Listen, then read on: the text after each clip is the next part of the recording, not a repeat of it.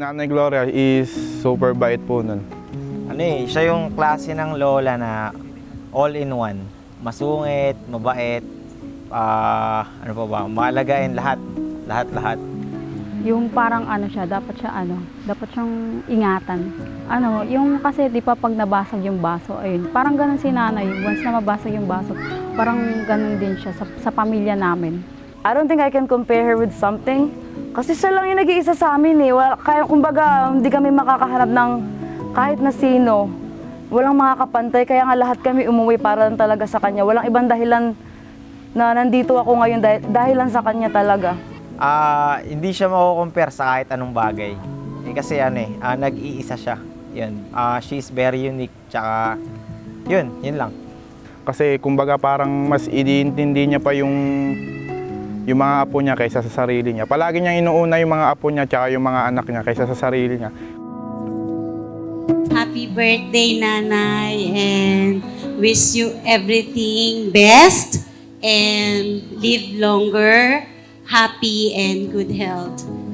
We love you so much. I envy Sheila for having you, and I'm so glad you're still here. I love you.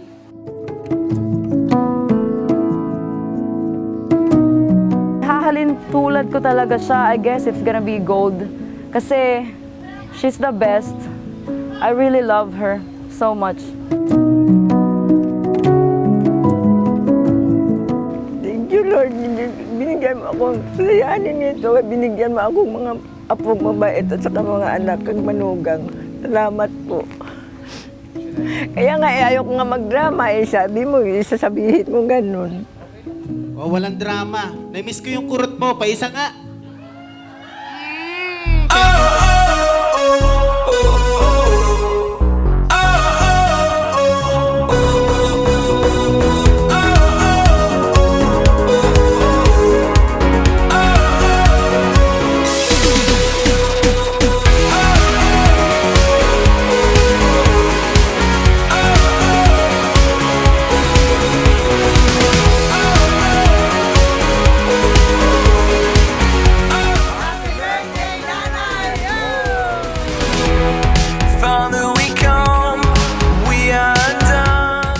Natatandaan ko eh.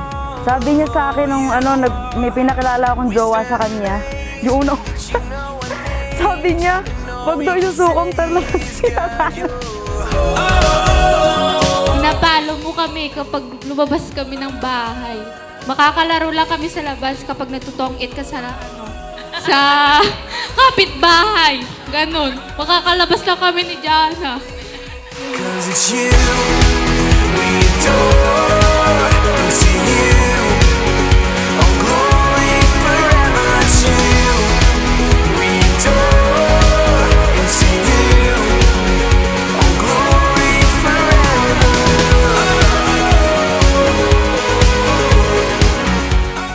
Nay, happy birthday. You deserve all of this. Lahat to. Ayan. Mahal na mahal ka namin. At nandito lang kami lagi para sa'yo. Father, we come, we are undone, fully known of all you are. We stand amazed. First of all po is yung mga pangaral niya. Tapos pag tuwing may yung mga apo niya, pinupunta niya sa computer shop kasi sinusundan ko na agad si nanay kasi alam ko may stress naman sa mga apo niya, ganon. Parang ako yung rest back ni nanay.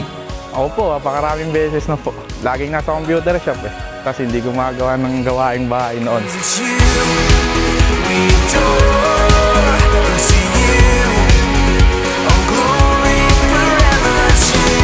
Saka hindi ko akalain na isurpresa nila ako kasi sabi nila hindi sila makauwi. Tapos tinatanong ako nga kung anong gusto ko nga regalo. Sabi ko, wala akong hinihingi nga regalo, sapat na yung mga mukha niyo. Happy birthday, Nanay!